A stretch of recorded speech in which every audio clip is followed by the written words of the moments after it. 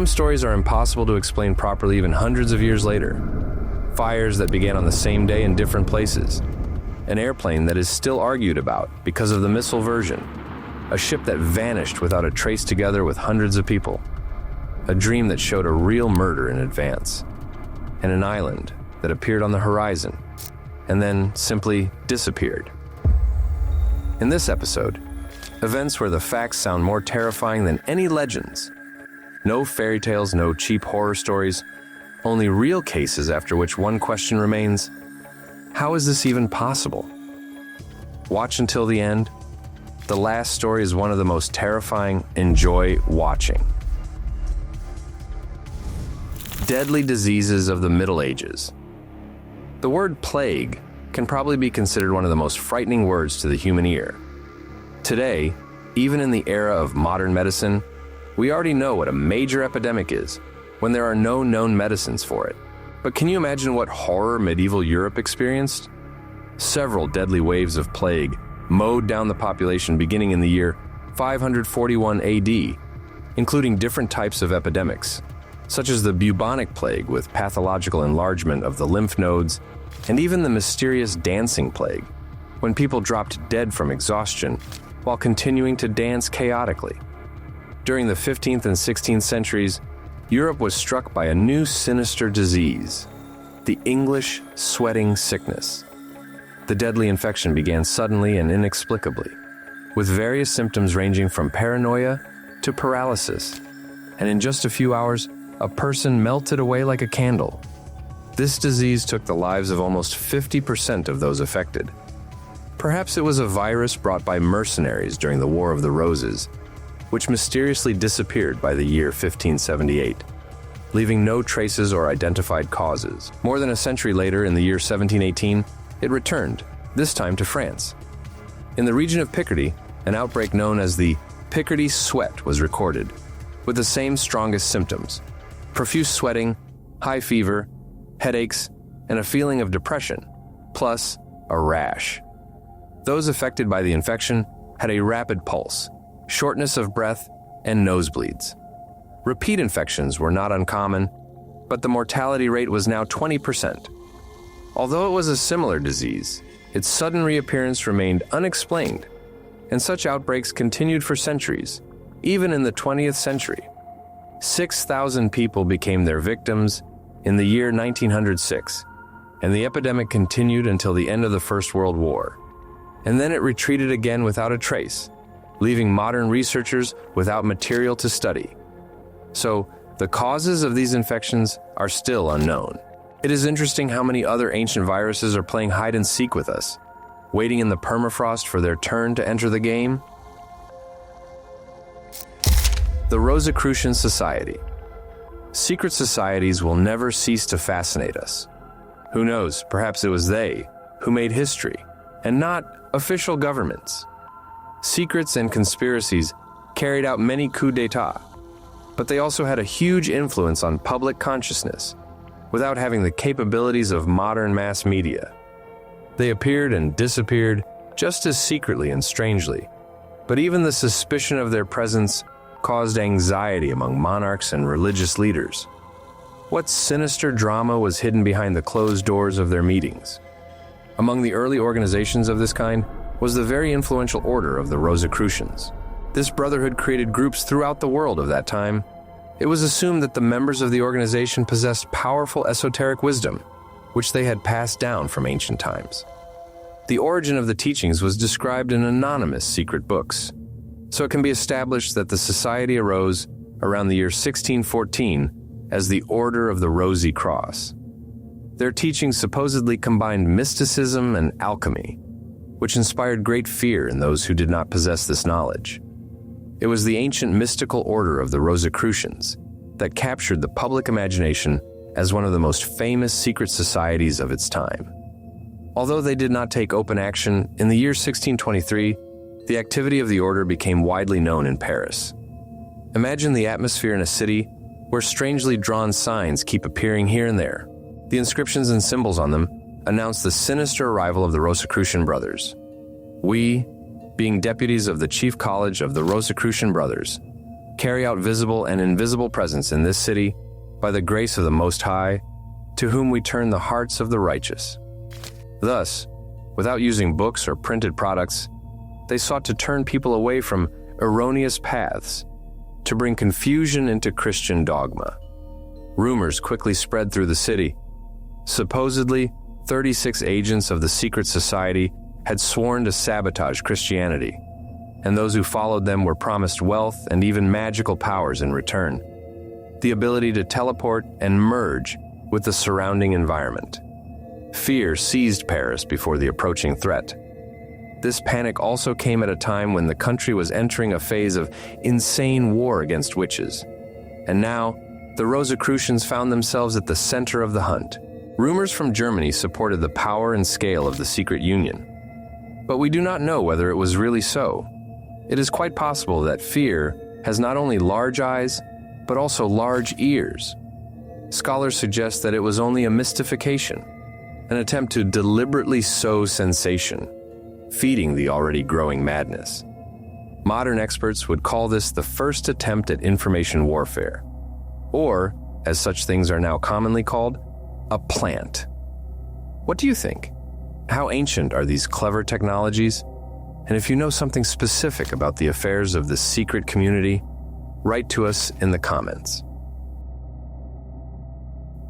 The disappearances of Caravaggio's canvases. In the world of art, there's always room for mysticism. Some fates could become a good script for motion pictures. For example, the history of painting preserves deep secrets connected with the disappearance and reappearance of masterpieces.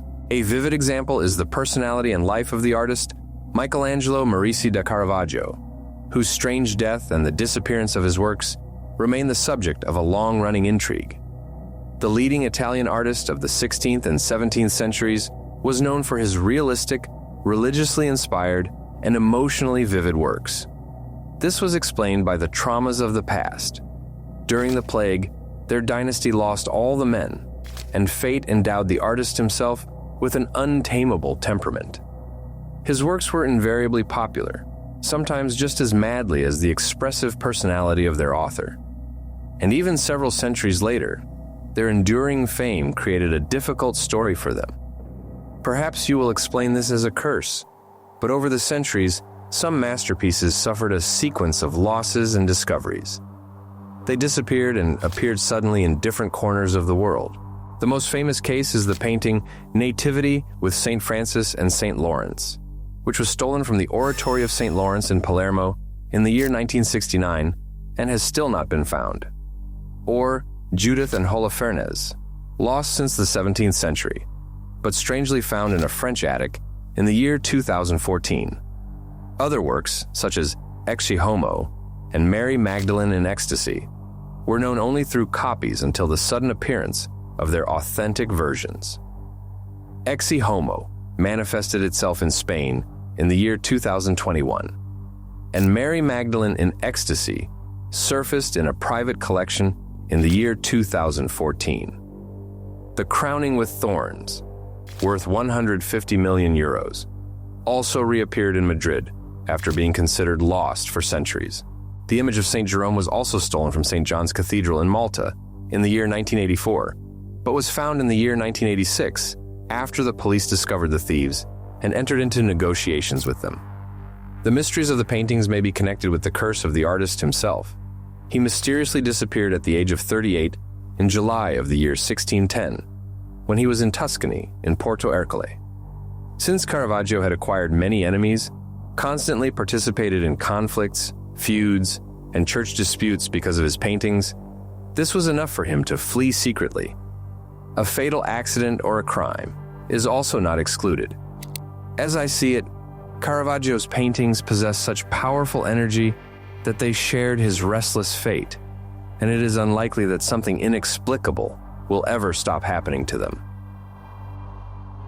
The Egyptologist Dr. Wallace Budge was a curator at the British Museum in London, where he worked mainly with Egyptian and Assyrian antiquities. As a result of his work, a huge collection of cuneiform tablets, papyri, and manuscripts was assembled. Greek, Arabic, Coptic, Ethiopian, and Syriac. Budge made numerous trips to Mesopotamia and Sudan, where he carried out several archaeological excavations, expanding the sphere of his activity. Later, he published various books about the influence of the translation of ancient texts on the book format, paying special attention to archaeology. In the year 1920, Budge was awarded an honorary title. However, before he could achieve these great successes, he had to study very seriously. No one, of course, is born with knowledge, and in order to take his position, Budge studied at college, attended seminars, and spent hours in a public library, studying the secrets of Egypt and ancient languages. But here it was, not without the influence of mystical factors. While studying at Cambridge University in England, he received the opportunity to lead a magnificent expedition. Dr. John Pell offered the student this opportunity on the condition that he pass an examination in the Assyrian language. At that time, Budge did not have sufficient skills, but he very much wanted to go. A professor from Oxford was supposed to examine him. And then, something truly strange happened. On the night before the examination, Budge began to dream various pictures. He saw himself sitting in a cozy room with a large window, which he had never seen before. Then, the examiner entered and handed him a long envelope full of green papers. Budge was the only student taking the examination. The teacher locked the door and left the room, leaving the student alone again. In the dream, he looked at the paper and saw that the questions and passages had been taken from Assyrian texts and needed translation. The questions were easy for Budge, and he answered them without problems. When it came to the text, however, he broke into a sweat at the mere sight of the text. He could not translate it, and realizing this, became filled with such strong emotions that he woke up from the nightmare in horror. He barely managed to fall asleep again, but the dream came to him 2 more times, inspiring an ever greater feeling of fear. In the end, at about 2 o'clock in the morning, he went downstairs, took several books, and began searching for Assyrian texts, working on them until dawn. At 9 o'clock in the morning of that same day, he was heading to the college, but he was told that there was no place for him in the common hall because another examination was being held there. Instead, he was led into a side room. As soon as he entered, he immediately recognized the premises. The room was almost an exact copy of the one he had dreamed about, with the same attic window. Then, events began to repeat the dream. The teacher pulled from his pocket a long envelope and several sheets of green paper. For a moment, Budge thought that perhaps he was still sleeping. The teacher explained that the pages had to be green. This color of paper helped him perform cuneiform writing better. As in the dream, the examiner left the room, locking it behind him. Strangely enough, every question was exactly the same as in the dream. He was able to answer them easily and pass that examination. But later, returning to the dream, he was unable to explain what had happened to him. The only clue was his mother's stories that she and her mother had also seen such dreams, which were considered a sign of divine providence. Apparently, this hereditary feature had some secret purpose, so that a person would fulfill his mission in life. Do you believe in such abilities, or do you consider it a coincidence? A prophetic dream. A prophetic dream can not only help with an examination, but also save someone's life. Let us go to the 18th century and try to preserve and pass on this incredible story further. A man named John Williams, after the death of his father in the year 1775, became the manager of the Wheel Maiden mine. By the year 1779, he was already the acting agent of 22 mines and founded the Wheel Damsel Company. He developed the smelting industry in Cornwall and made the dynasty famous as one of the most successful families of miners over several generations. Williams was a hard-working and straightforward businessman, far from mysticism and superstition. He did not believe in the supernatural at all. And yet, it was he who was destined to face something inexplicable in May of the year 1812. Early in the morning, he woke from an alarming dream in which he saw himself in the lobby of the House of Commons. Standing there, Williams supposedly saw a man in a blue coat and a white waistcoat who entered the hall. Soon, another man burst in after him, dressed in a brown suit with gold buttons. It was he who suddenly rushed forward with a pistol in his hand and aimed it at the first man who had entered. He fired, and the witnesses watched as the bullet entered the man's chest, mortally wounding him. The witnesses in the dream disarmed the killer, while Williams tried to establish the identity of the victim. He found out that Spencer Perceval, the then Prime Minister, had been killed. John told his wife about the terrible dream, but she brushed it off and advised him to forget the nightmare. However, the unpleasant dream returned and appeared to Williams 2 more times. Later that same day, he planned to warn the potential victim, but his friends dissuaded him, saying that he would be taken for a madman. During the next 11 days, he looked through the newspapers anxiously, wondering whether news of what had happened would appear. It was clear that the dream caused Williams great anxiety, but the most terrible fact turned out to be that it had not been in vain. On May 13th, the son of the mine manager burst into the office with astonishing news. 2 days earlier, the Prime Minister had been mortally wounded in the House of Commons. As the details of the real incident became known, John and his wife realized how much this event resembled his dream, down to the smallest details of the clothing of the killer and the victim. It turned out that Percival had been followed into the House of Commons by a certain John Bellingham, who did everything exactly as in Williams's dream. He pulled out a pistol and shot the Prime Minister. And the reason he committed the assassination attempt was money. Bellingham had been detained while returning from Russia to Great Britain because of an alleged debt and imprisoned for several years. After his release, he began submitting petitions to the government for compensation, but achieved no progress. Probably, it was this disappointment and financial collapse that forced him to take a desperate step and try to kill the minister. For some reason, Bellingham believed that murder was the only way to force the government to solve his problems. Strange logic, is it not? And of course, no one could have foreseen this, except Williams's prophetic dream, of course. What do you think? Would it have been better for him not to fear ridicule and still warn the future victim? Or would Percival still not have believed him? But who knows? Perhaps he too had a prophetic dream that night about the coming assassination attempt, and Williams would have strengthened him in caution. The fire in Chicago. The night of October 8, 1871 became a true nightmare for Chicago. Everything supposedly began with a spark that, in some incomprehensible way, flared up in a barn at 558 West Covent Street. From it began the Great Chicago Fire, or more precisely, a fiery chaos that raged for 3 days and 3 nights without respite. During this time, 17,450 buildings turned to ash, and 100,000 people were left homeless. Several hundred people failed to escape the fire, and the total damage was estimated at $200 million. But other theories claim that the true cause of the destruction, which left 4 square miles of the Windy City in a state of catastrophe, was vandals or even a comet. The unusually dry weather also did not help the situation, nor did the abundance of wooden buildings. Chicago was built to burn. However, years earlier, the city already had an average of 2 fires a day. Despite the destructive consequences, most of the infrastructure remained undamaged, including the water supply, sewage, and transport systems. This made it possible to begin and complete reconstruction work earlier than had originally been expected. The efforts only made the city better.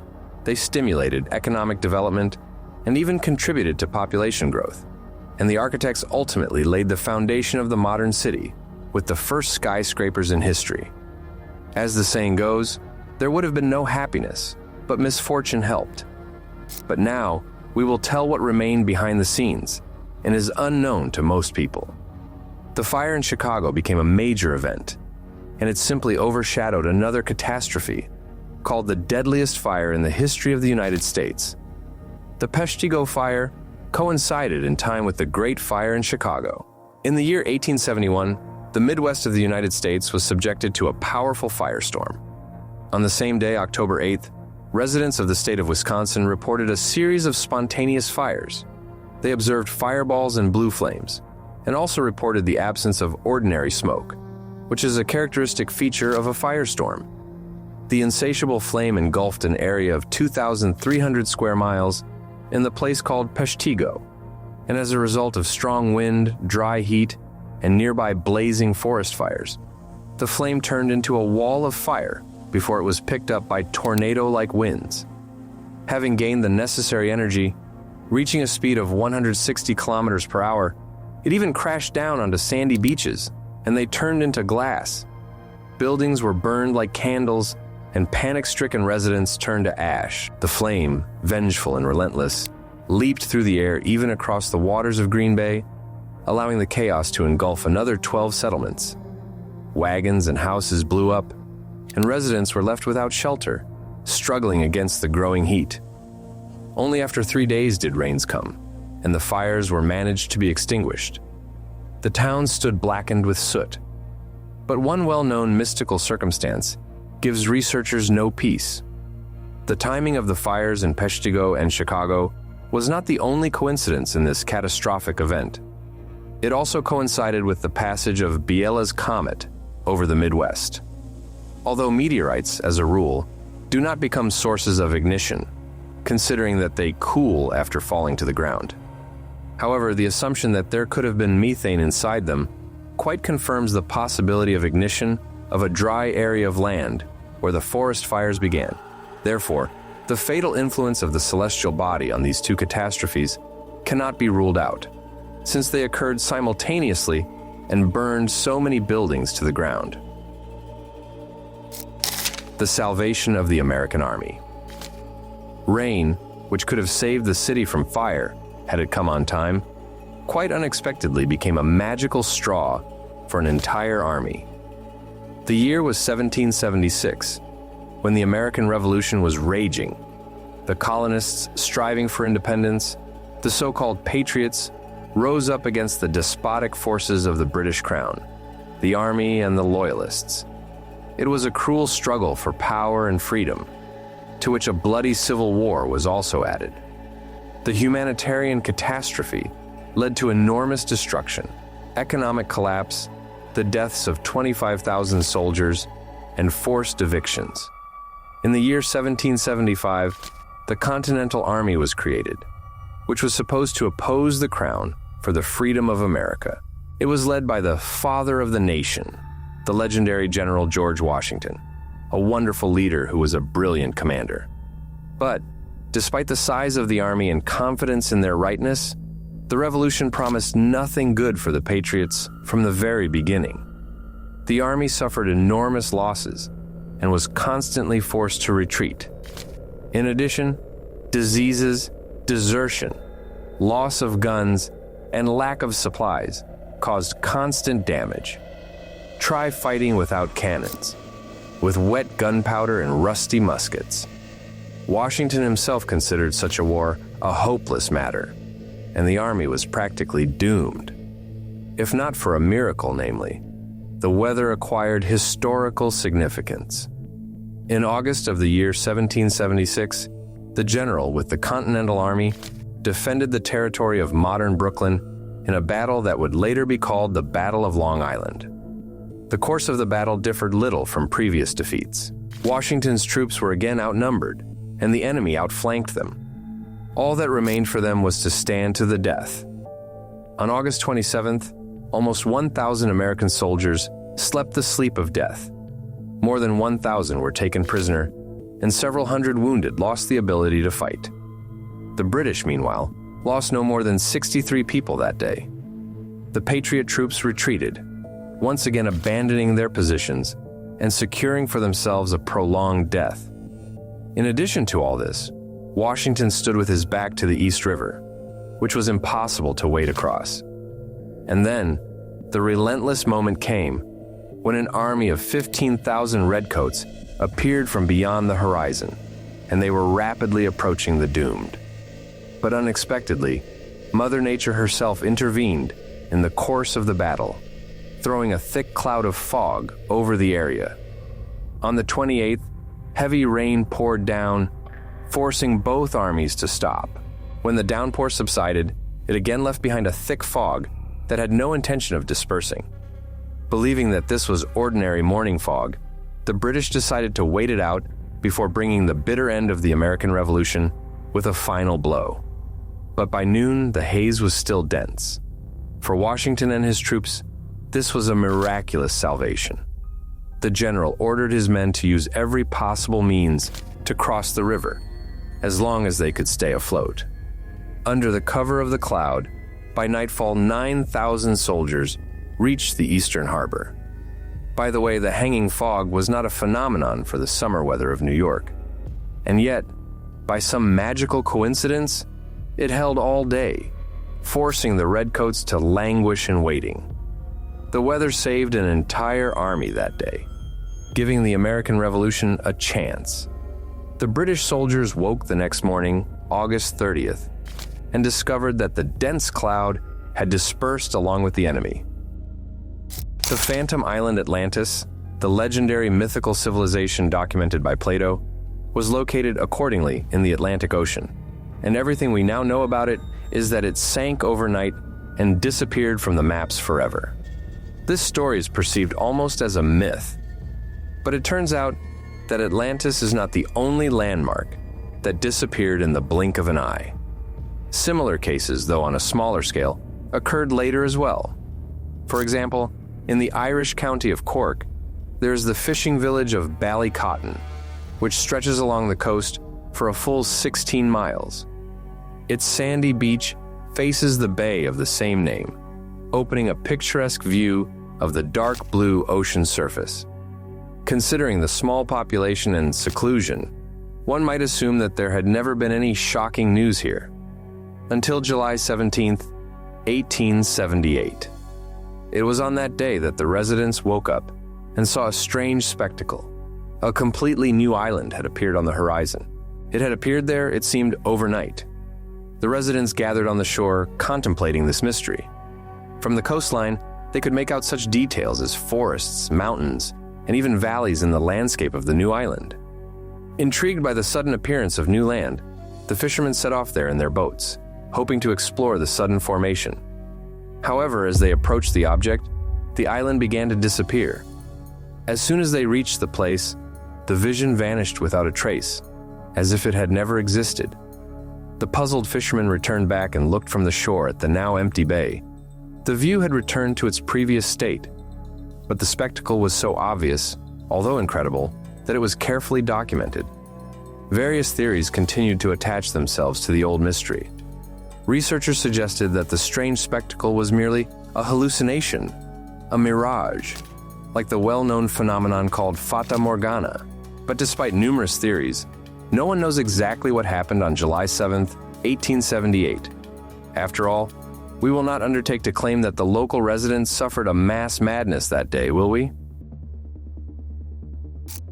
The Mad Traveler. Neil Ian MacDonald, the son of the famous British television presenter Martin MacDonald, was raised by his parents with a strong attachment to the Gaelic language and archaic culture. Later, after settling in the Western Isles, he became a BBC television presenter. However, following in his father's footsteps, he distinguished himself not only in his career, but also inherited his behavioral traits. MacDonald Sr. was known as quite an adventurer. The son was no exception. In the year 2018, struggling with depression, Niall was looking for a suitable challenge. Success at work alone was not enough, so he decided on a solo journey across the North Channel in his 7-meter rowing boat, Alba. He had experience going to sea over long distances, for example, in the ocean rowing race of the year 2008. By the way, that direct journey aimed to emphasize awareness of the mental health of modern men. But a short trip seemed uninteresting to him, and Niall impulsively decided to sail his boat from New York to Scotland. Almost 5,500 kilometers across open ocean waters, alone on oars. Does the idea not seem doubtful to you? After covering 80 kilometers, he realized that he had not checked the weather forecast. A storm damaged the rudder of Alba, which forced him to send a distress signal and wait for a rescue operation from a Dutch cargo ship. Niall had to leave the uncontrollable Alba and return home. But the most interesting thing happened 15 months later, when the unmanned boat mysteriously ran aground in South Uist, the ancestral estate of the MacDonalds, and ended up quite close to his mother's home. The vessel thus summarized his path toward raising awareness of mental health problems, although independently. And what do you think about the thirst for distant and dangerous sea voyages? Is it only the spirit of wandering that draws people? Perhaps also the desire to become famous or to profit from robbery? Or are mental deviations the cause of excessive ambitions? Share your thoughts. The air disaster of TWW, a Flight 800. Many viewers enthusiastically watch stories about air crash investigations in order to take part in discussions of various mystical cases. And among them, there's a question that has tormented all of us since the year 1996. What really happened to TWWA Flight 800? On July 17th of that year, the ill-fated flight of the airline Transworld Airlines was supposed to make a night flight from New York to Paris. It was a passenger Boeing 747, which by that time had already made almost 17,000 flights, having flown a little more than 93,000 hours, and all previous flights had been successful. But on that day, its timer stopped. Flight 800 departed from John F. Kennedy Airport at about 8 o'clock in the evening. After 12 minutes, the cockpit recording broke off, immediately after which, at an altitude of 13,700 feet, an explosion rang out. The airplane broke apart, and 230 passengers and crew fell into the Atlantic Ocean. The authorities and the FBI investigated this terrible event, recovering the bodies of the victims, and they managed to raise 95% of the airplane wreckage. Investigators restored the integrity of the fuselage in order to understand the nature of the explosion and collected 700 witness statements. But the reconstruction offered no solution. After 4 years, the National Transportation Safety Board concluded that the cause of the catastrophe was faulty wiring. However, FBI agents confirmed that many observers of the catastrophe from the ground reported that moments before the appearance of the fireball of the explosion, they had seen a streak of light moving upward toward the airplane. This pointed to a more sinister cause and gave rise to suspicions of a conspiracy theory. The most widespread version was a missile strike. For example, an accidental hit by a Navy missile during nearby exercises, which, by the way, had been scheduled for that day. Others suggested that the explosion had been a deliberate attack by an enemy country. A meteorite strike was ruled out because of the location of the streak of light. Although traces of explosives were found on the wreckage, the absence of traces of high-energy explosives ruled out a terrorist attack from aboard the airplane. Other versions also appeared, including the falsification of evidence by the FBI and inconsistencies in the radar data. Despite the official verdict, the question of what really happened to Flight 800 remains open.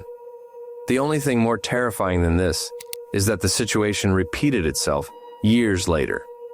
The passenger Boeing 777 Malaysia Airlines Flight MH17 was shot down on July 17, 2014, in the Donetsk region, and for many years the details of this catastrophe were covered in secrecy and disputes. Missing at sea. The expanses and depths of the ocean. What do we know about them? Mysteries are embedded in the very nature of the ocean, and it keeps them reliably, and what sinister riddles might be hidden in the dark water. Over the centuries, much has happened there, in this huge blue nothingness. It seems that more mysterious events occur in the boundless water space than on land. Airplanes, ships, and people disappear without a trace, and strange creatures rule in the depths. Again and again we encounter soul-chilling stories of missing vessels and drowning victims. The Titanic is one of the most famous cases, but it is followed by a chain of ghost ships: the Mary Celeste, the Carol A. Deering, and the Collier Cyclops, which vanished without a trace in the Bermuda Triangle. Many of these cases were investigated at some point, which allowed modern researchers to draw conclusions about what happened and why ships ended up drifting in the ocean without passengers and crew. But the story of the steamship Waratah remains an unsolved mystery. The ship disappeared in South Africa in July of the year 1909 during a voyage from Durban to Cape Town, together with 211 people on board. This modern passenger vessel was built in Glasgow with the purpose of carrying people from England to Australia. Its design was specially strong and durable in order to withstand the harsh conditions of the merciless sea. But how can one prepare for them when we do not know everything about the distances toward which we are heading? According to the first captain who conducted the trial voyages, the ship was heavy and difficult to maneuver. Traveling on the route from Australia to Europe, the vessel was supposed to make a stop in Durban before departing for Cape Town. It arrived at its first destination on July 24th, 1909, and 2 days later, set sail again. No one suspected that the departure had become the beginning of one of the oldest maritime mysteries, which still awaits explanation. At first, it seemed that the journey was going according to plan, until the morning of July 27th came. It was about 4 o'clock in the morning when the captain of the steamship Clan McIntyre, belonging to the Clan Line Shipping Company, noticed the Waratah.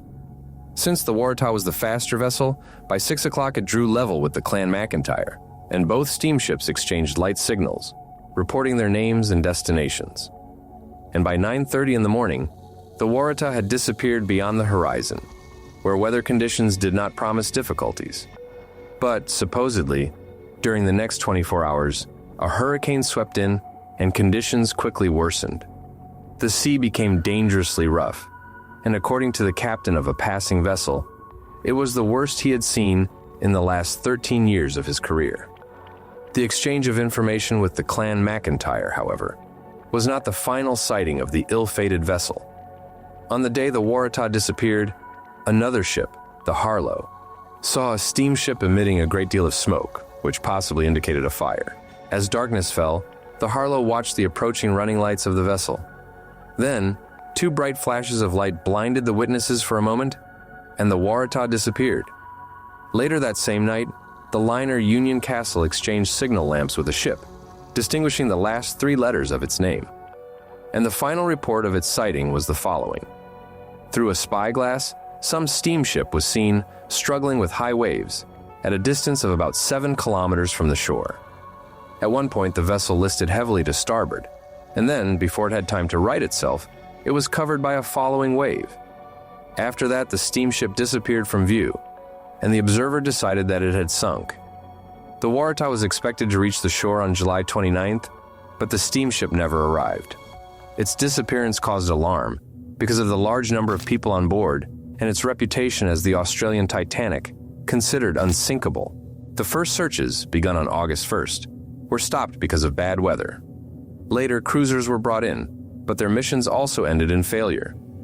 The final attempt that year was made in September by a cargo ship equipped with searchlights, but it too returned with nothing. Decades passed before attempts were made again to find the ill-fated ship. Several times, researchers mistakenly believed they had found it, instead discovering other long-lost ships. Probably, the mystical death of the vessel occurred because it was overturned by a rogue wave. It is noteworthy that one of the passengers who disembarked in Durban did not want to continue the trip, sending his wife a telegram saying that the ship was unstable. Who knows? Perhaps the solution is hidden in this short message. The nuclear catastrophe in Pennsylvania. Sometimes art turns out to be prophetic in every respect. Much of what the authors of science fiction novels described before the 20th century has become reality in our day. For example, Jules Verne would be surprised by today's technical achievements, which he could create only with the help of imagination. But unfortunately, fictional catastrophes also happen in reality, and sometimes one does not have to wait long for them. Let us take cinema. The apocalyptic genre has always been and will always be popular. But what would you say if the script became a real chronicle? For example, on March 16, 1979, a political thriller about concealing the truth after a nuclear catastrophe called The China Syndrome was released. And just 12 days later, life eerily reflected what art had presented as fiction. On March 28, 1979, an accident occurred at the 3 Mile Island nuclear power plant, which led to the largest nuclear catastrophe in the country. Yes, if you think that the explosion in Chernobyl on April 26, 1986, was the first such incident of that scale, then it was not. The first catastrophe occurred in the United States. The incident began at 4 o'clock in the morning, when a relief valve failed in the reactor of the second power unit. which led to the draining of contaminated cooling water and overheating of the core. Emergency pumps were activated, but the operators, confused by contradictory readings, turned them off. It is noteworthy that the employees of the Chernobyl station made the same fatal mistakes, reducing power to an unacceptably low level, disabling emergency protection systems, and attempting to shut down the reactor by pressing the AZ5 button while it was already in an unstable state. The result of the accident at the 3 Mile Island nuclear power plant was this. The reactor was shut down, but residual heat led to an increase in the core temperature to a dangerous 4,000 degrees, which came close to a complete meltdown. But the most frightening crime was the attempt by the parent company of the nuclear station, Metropolitan Edison, to hide the truth about the scale of the incident, exactly repeating the plot of the film The China Syndrome.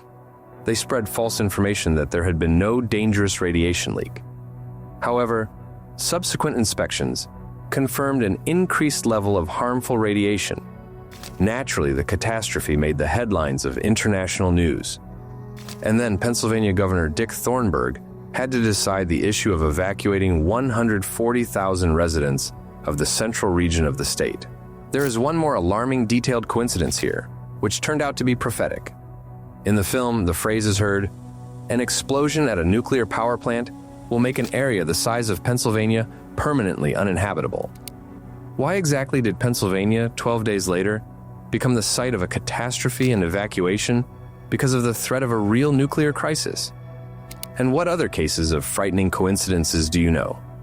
Write in the comments everything you think about this, and subscribe to the Top Facts channel for collections of the most incredible facts and videos from all over the internet.